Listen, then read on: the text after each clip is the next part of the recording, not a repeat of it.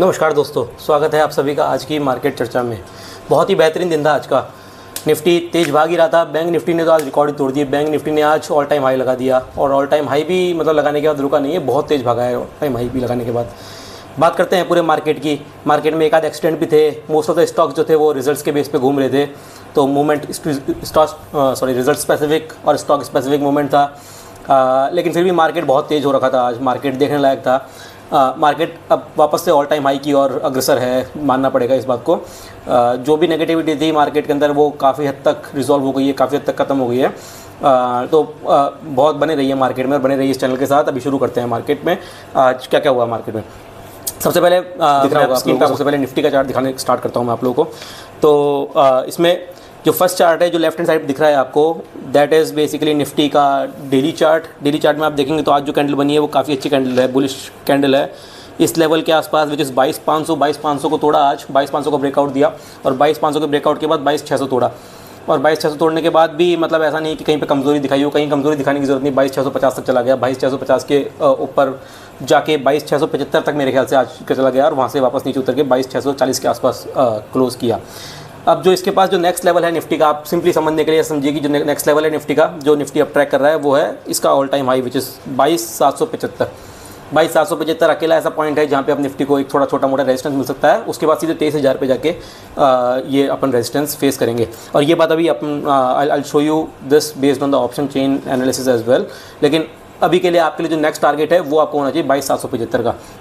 तो बहुत ही बेहतरीन चार्ट स्ट्रक्चर है, इससे बेहतर चार्ट स्ट्रक्चर नहीं मिल सकता। आपने इस जगह पे सपोर्ट लिया, सपोर्ट लेने के बाद वहीं से ही वापस उठे हो। जहाँ पे सपोर्ट लेना था वहाँ सपोर्ट लिया, जहाँ पे आपको क्रॉस ओवर देना था वहाँ आपने क्रॉस ओवर दिया, जहाँ पे आपको रेड कैंडल को क्रॉस करना था वहाँ पे आपने रेड कैंडल को क्रॉस किया।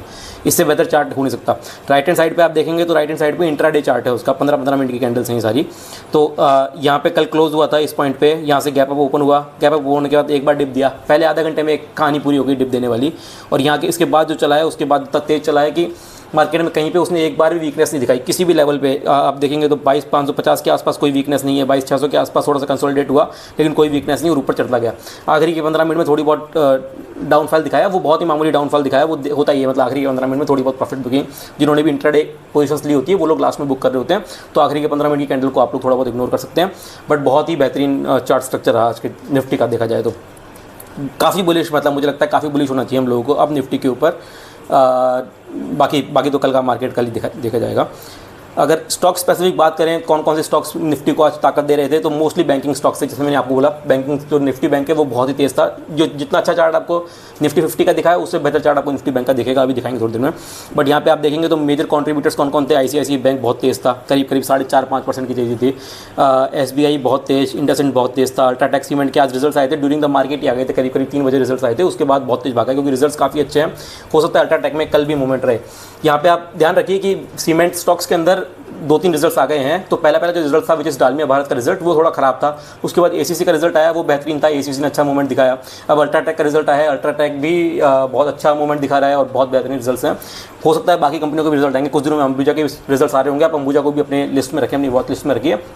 डेफिनेटली उसमें भी कुछ ना कुछ अच्छा मूवमेंट आएगा क्योंकि most of the cement stocks अच्छा आउटपुट दे रहे हैं, अच्छा रिजल्ट्स दे रहे हैं और सब में अच्छा मूवमेंट दिख रहा है हमें, तो इनको अपने रडार पे रखना चाहिए। इसके अलावा एक्सिस बैंक में वापस से कुछ 2 दिन पहले रिजल्ट आया था एक्सिस बैंक का, उसके बाद से एक्सिस बैंक तेजी दिखा रहा है। कोटक महिंद्रा बैंक आज वापस से थोड़ा रिकवर कर गया। इसमें RBI का जो बैन इम्पोज हुआ था उस चक्कर में कल मतलब बेसिकली फ्राइडे को 10-12% की गिरावट थी, लेकिन आज थोड़ा सा रिकवरी दिया, करीब 2% की तेज़ी दिखा रहा था। उसके अलावा NTPC और पावर स्टॉक्स PFC भी बहुत तेज़ था। PFC निफ्टी का पार्ट नहीं है बट वैसे PFC काफ़ी तेज़ था, तो पावर स्टॉक्स काफ़ी तेज़ी दिखा रहे थे।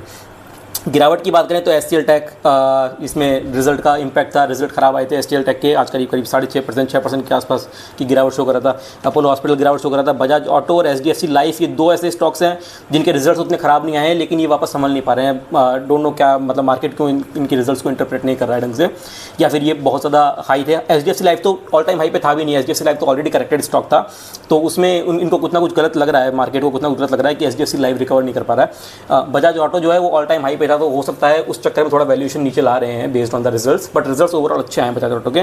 LTI माइंट्री वापस IT कंपनी है, इसका भी रिजल्ट अच्छा नहीं आया था, हमने कल डिस्कस किया था, तो LTI माइंट्री भी गिरावट दिखा नहीं था आज।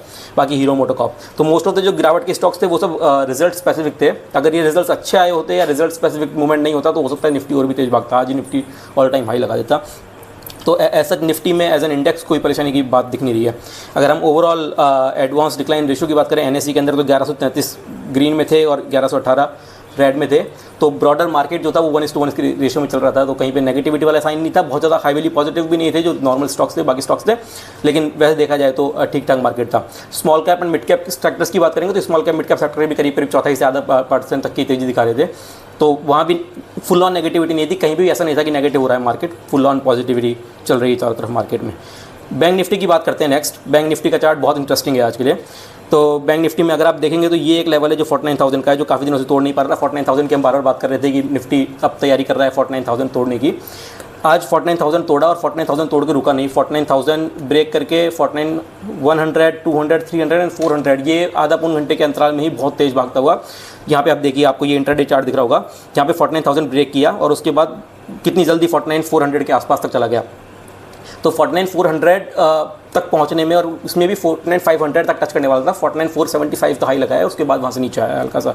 तो बहुत ही बेहतरीन तेज़ी, और ऑलमोस्ट सारे स्टॉक्स ने almost out of 10 stocks 8 to 9 stocks actually contributed towards Nifty bank. ऐसा नहीं कि किसी एक स्टॉक के कॉन्ट्रीब्यूशन से निफ्टी बैंक भाग रहा था, सारे स्टॉक्स पूरा ब्रॉडर निफ्टी बैंक का जो पूरा पोर्टफोलियो है वो पूरा का पूरा भाग रहा था। तो जिसने भी कहीं पे भी बैंक में हाथ लगाया होगा, be it bank of Baroda, be it SBI, be it HDFC, be it Kotak bank, कहाँ भी जहाँ भी आपने हाथ लगाया होगा वहाँ पे उस बंदे ने पैसे बनाए होंगे। तो बैंक निफ्टी काफ़ी पॉजिटिव है। बैंक निफ्टी यहाँ पे भी रुकने को तैयार नहीं, मुझे लगता है अभी और इससे भी आगे की तेज़ी दिखाएगा। जब हम ऑलरेडी 49,500 की बात कर रहे हैं तो ये जल्दी ही 50,000 टच करने वाला है। निफ्टी के लिए बहुत बड़ा माइलस्टोन होने वाला है the moment it touches 50,000 and now the talks have begun की अब 50,000 की ओर अग्रसर है निफ्टी बैंक।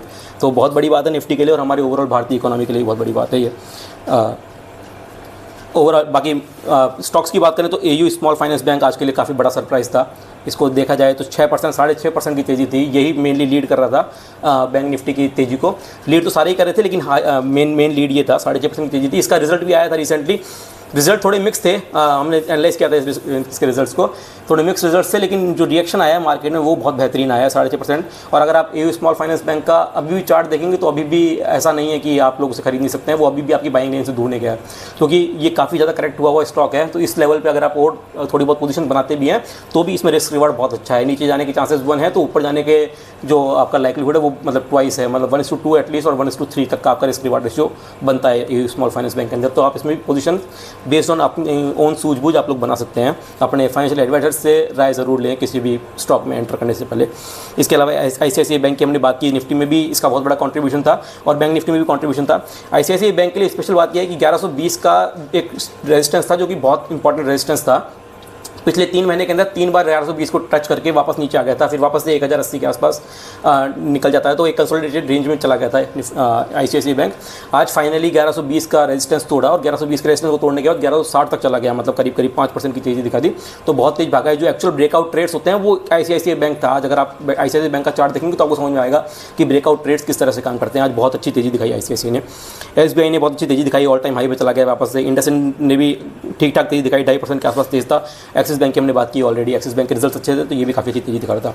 एक जो बंधन बैंक को आप यहाँ पे छोड़ दीजिए नेगेटिव साइड में, बंधन बैंक जो है ये ऑलमोस्ट फ्लैट है। अगर आप देखेंगे तो 0.3 करीब 0.16% की गिरावट थी, तो इसको आप फ्लैट ही मानिए। बाकी IDFC फर्स्ट बैंक था जो कि बहुत ज़्यादा गिरावट दिखा रहा था, और ये गिरावट इसलिए है क्योंकि IDFC फर्स्ट बैंक का रिजल्ट थोड़ा ख़राब आया है, जो हमने कल डिस्कस भी किया था। तो IDFC फर्स्ट बैंक में थोड़ी सी गिरावट बनती है। मेरे हिसाब से ये भी सेटल हो जाएगा, 1-2 दिन में ये भी सेटल हो जाएगा। उसके बाद से बैंक निफ्टी के लिए कुछ भी रॉन्ग नहीं है। मतलब कोटक बैंक के साथ जो गलत होना था वो हो चुका, IDFC बैंक के रिजल्ट आ गए, जो खराब होना था वो हो चुका। बाकी ज़्यादातर बैंकों के रिजल्ट आ चुके हैं। इंडसइंड के आ चुके हैं, आई थिंक एक्सिस के आ चुके हैं, ICICI के आ जाएंगे शायद, या फिर आ चुके हैं, HDFC के आ चुके हैं, SBI के आने वाले होंगे, बट सबके रिजल्ट अच्छे ही आने वाले हैं। ये सब बड़े बड़े बैंकों के रिजल्ट अच्छे ही आने वाले हैं। तो कहीं पर भी ऐसी चांसेस नहीं लग रहे हैं कि यहाँ पे अब कभी गिरावट आएगी बैंक निफ्टी के अंदर रिसेंट टाइम में। एटलीस्ट रिजल्ट स्पेसिफिक गिरावट तो नहीं आनी चाहिए। तो बहुत अच्छा, बहुत ही पॉजिटिव मोमेंटम है निफ्टी बैंक के अंदर। अभी निफ्टी के हिसाब से आउटलुक की बात करते हैं कि कल क्या हो सकता है ना। मेन बात तो यही है हमारे कि कल क्या हो सकता है, कल हमारे लिए कौन से लेवल्स इंपॉर्टेंट है, कौन से लेवल्स हमें ध्यान रखने चाहिए। तो ये जो आप देख रहे हैं अभी, ये NSE का ऑप्शन चेन का डेटा है, उसकी वेबसाइट से निकाला हुआ डेटा है। जो लोग नहीं जानते हैं, जो लोग नहीं समझते हैं, वो ये समझिए कि ये जो राइट हैंड साइड होती है वो पुट्स की बात करती है और जो लेफ्ट हैंड साइड होती है वो कॉल्स की बात करती है। तो पुट्स आप देखेंगे तो 22,650 is the current level which is, क्योंकि अभी जो निफ्टी है वो 22,650 के आसपास घूम रहा है, तो इसको करंट लेवल मानते हैं। अब इसके ऊपर आप देखेंगे यहाँ पे open interest is the column that you need to look at. तो ओपन इंटरेस्ट में अगर आप देखेंगे तो 324,000 का ओपन इंटरेस्ट है, जो कि मैक्सिमम वैल्यू है। और ये ओपन इंटरेस्ट आपको दिखेगा 22,500 के आसपास, 22,500 पे। तो 22,500 पे इसका कहने का मोटा मोटा मतलब ये है, ये मैं आपको हाई लेवल समझा रहा हूँ, बट मोटा मोटा मतलब इसका आपका ये है कि 22,500 पे सबसे ज़्यादा पुट राइटर्स बैठे हैं। और पुट राइटर्स सबसे ज़्यादा बैठने का मतलब है कि उन्होंने ये मान लिया कि 22,500 से नीचे मार्केट जाने के चांसेस बहुत कम है, इसलिए वो लोग यहाँ पे सेटल हो गए हैं कि ठीक है हम तो यहाँ पे पुट्स बेच के बैठे हैं। और सिमिलरली अगर आप लॉन्ग साइड की बात करेंगे, अगर आप कॉल राइटिंग की बात करेंगे तो 23,000 के लेवल पे अगर आप देखेंगे तो 3,12,000 कॉल राइटर्स बैठे हैं, 3,12,000 यूनिट्स ऑफ कॉल राइटिंग हो रखी है, जो कि मैक्सिमम है। तो आप यहाँ पे इस चीज़ को एनालाइज कीजिए, साइकोलॉजी आप एनालाइज करने की कोशिश कीजिए यहाँ पे कि करंटली मार्केट 22,650 के आसपास है।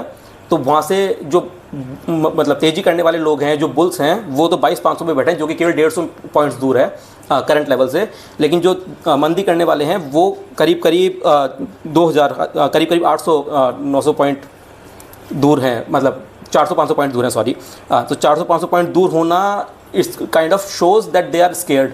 तो जो भी मंदी करने वाले हैं उनके मन में डर है कि निफ्टी अभी भी 100, 200, 250 पॉइंट तो ऐसे ही तेज आ जाएगा। तो they are not even sitting at 22,800, 22,850, 22,950। यहाँ पे इन्होंने रेजिस्टेंस, थोड़ा बहुत रेजिस्टेंस है लेकिन मैक्सिमम रेजिस्टेंस वहाँ नहीं है। तो वो लोग मान के चल रहे हैं कि 22,800, 850 तो निफ्टी ऐसे ही तोड़ देगा। 23,000 इज द लेवल जहाँ पे निफ्टी को ताकत लगानी पड़ेगी तोड़ने के लिए। तो इसका मतलब एक तरह से ये इंडिकेशन मिलता है कि निफ्टी अभी पॉजिटिव है। जो लोग ऑप्शंस में ट्रेड करते हैं, ऑप्शन राइटिंग वगैरह में ट्रेड करते हैं, वो लोग भी ये मान के चल रहे हैं कि निफ्टी अभी कम से कम 100-200 पॉइंट्स की तेज़ी तो और देगा और 23,000 के आसपास जाके एक प्रॉपर रेजिस्टेंस निफ्टी को अब मिलेगा। तो यहाँ से आपके लिए एक रास्ता क्लियर हो जाता है कि एटलीस्ट अभी आपको लॉन्ग साइड में रहना है, अभी आपको बुलिश साइड में ही रहना है मार्केट के अंदर। आई होप ये आपको समझ में आया होगा। थोड़ी सी ऑप्शन चेन को एनालाइज करना, रीड करना थोड़ा डिफिकल्ट है, इसलिए मैंने थोड़ा सा एक्सप्लेन करने की कोशिश की कि आप लोगों को क्या पॉइंट रीड करना चाहिए।